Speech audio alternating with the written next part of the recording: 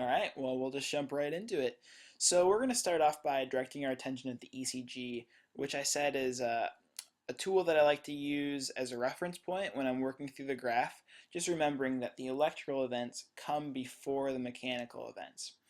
So I want you to direct your attention at a portion of the strip that we call the TP interval. So it's this portion along the baseline of the ECG that starts after the T wave but before the P wave. So as you can see, this is a continuous strip. This is also looking at the exact same portion. Okay, so during this TP interval, it's a period of time where both the ventricles and the atria are essentially relaxing together at the same time, because as you can see, it's after the T wave, so the ventricles are starting to relax, but it's also before the P wave, so the atria have not yet contracted. Okay, so during this time we see that blood starts to passively flow into the atrium from the veins. So your superior vena cava, inferior vena cava, coronary sinus going into our right atrium, and then our pulmonary veins entering into our left atrium. Okay, so during this period of time, blood is going to start to flow into our atrium. And as I said before, pressure increases, one of the reasons due to blood entering it. So blood enters the atria, and we see that the pressure in the atria starts to go up. Okay? Now we also said when the pressure in the atria is greater than the pressure in the ventricles, the AV valves are going to open up. So when the AV valves open up, blood flows from the atria to the ventricles, and so now we see that the volume of blood in our ventricles starts to go up. As the ventricles fill with blood, the pressure in the ventricles are going to start to go up. Okay, so they kind of all build on one another. Okay, so pressure in the atria continues to build, and then right here at 3 we see the P wave.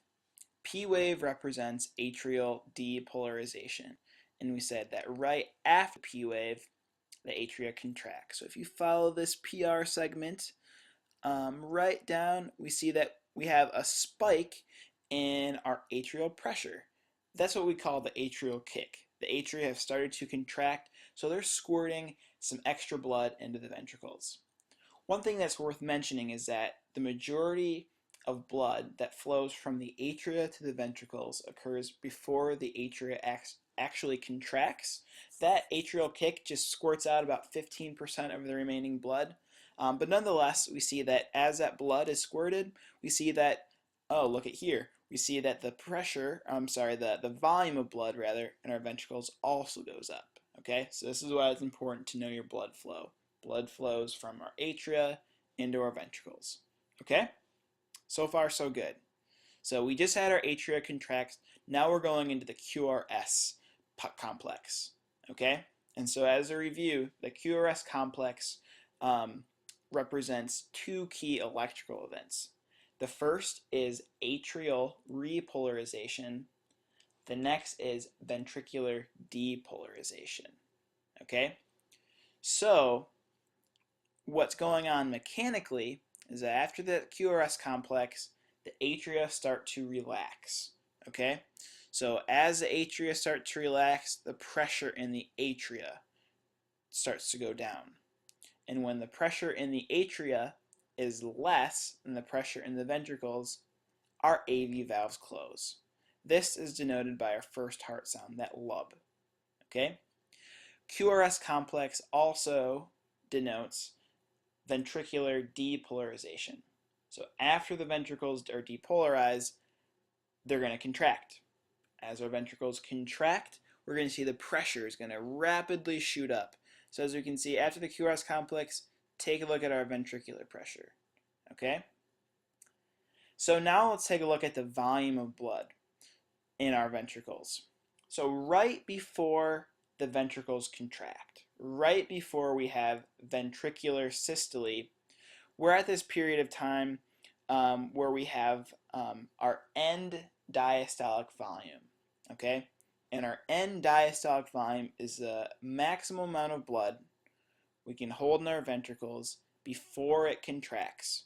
So at the end of diastole, at the end of that relaxation phase, or another way of saying it is right before that ventricle contracts. So that's our end diastolic volume. Okay? So after that pressure in the ventricles goes up, after that blood is ejected, let's take a look at what happens. So as the blood is leaving our ventricles and entering our aorta, okay, look what happens to the volume of blood. It goes way down because now we're sending it into our systemic circulation. It's no longer in our left ventricle. We get to the point until we're right here where we have our end systolic volume.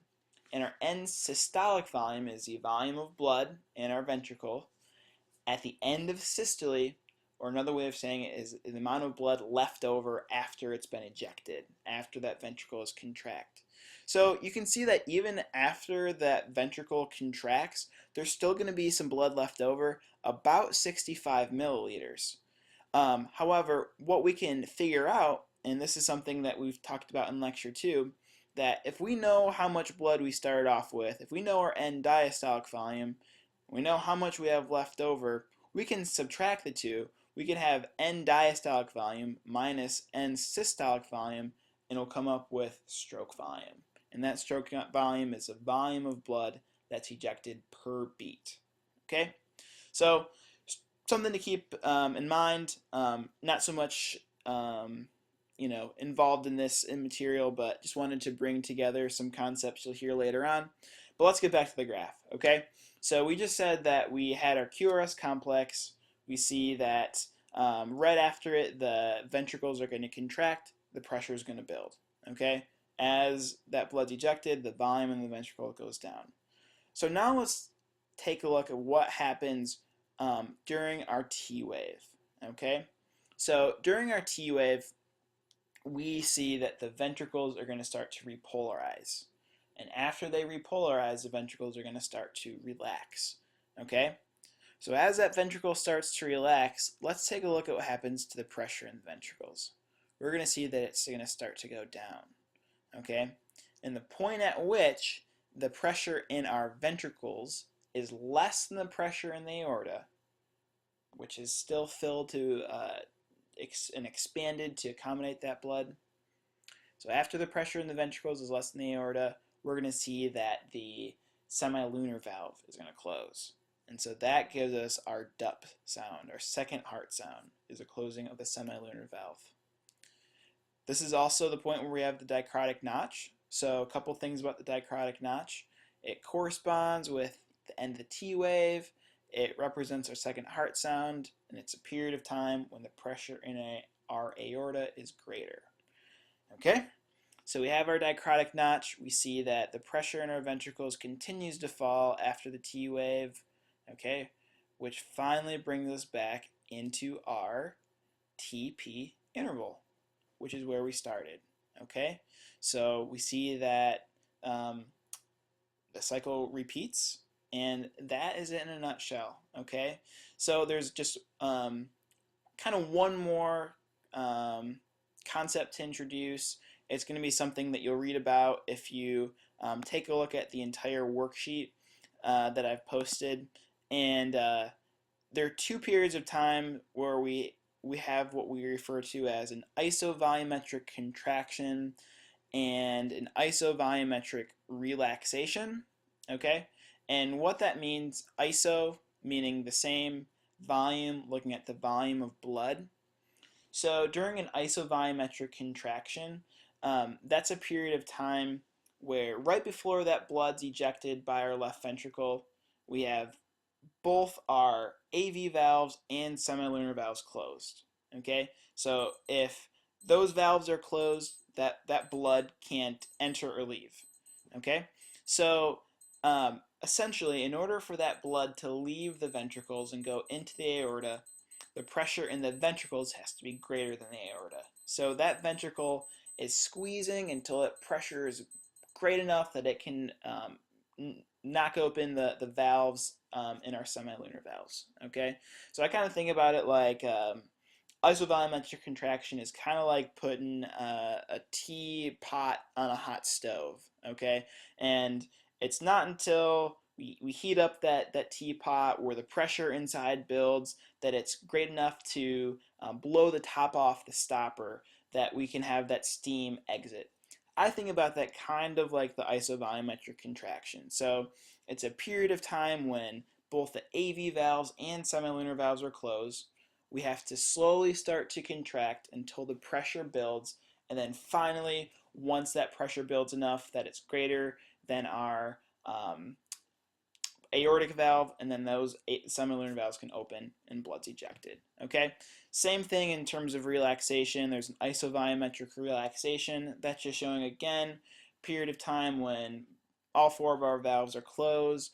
In this case, it's going to happen after the T wave for a brief period of time until again finally the pressure in our atria is greater than the ventricles and those AV valves open.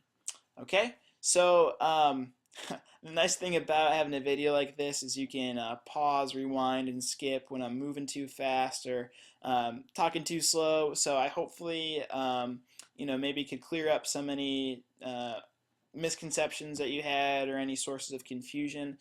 Please let me know if there's any parts of the video that you'd maybe like me to elaborate during one of our sessions, or shoot me an email if there's some things that I could clear up along the way. And that's about it. So hope to see you at SI as we're getting ready for exam 3. And best of luck. I'll be pulling for you.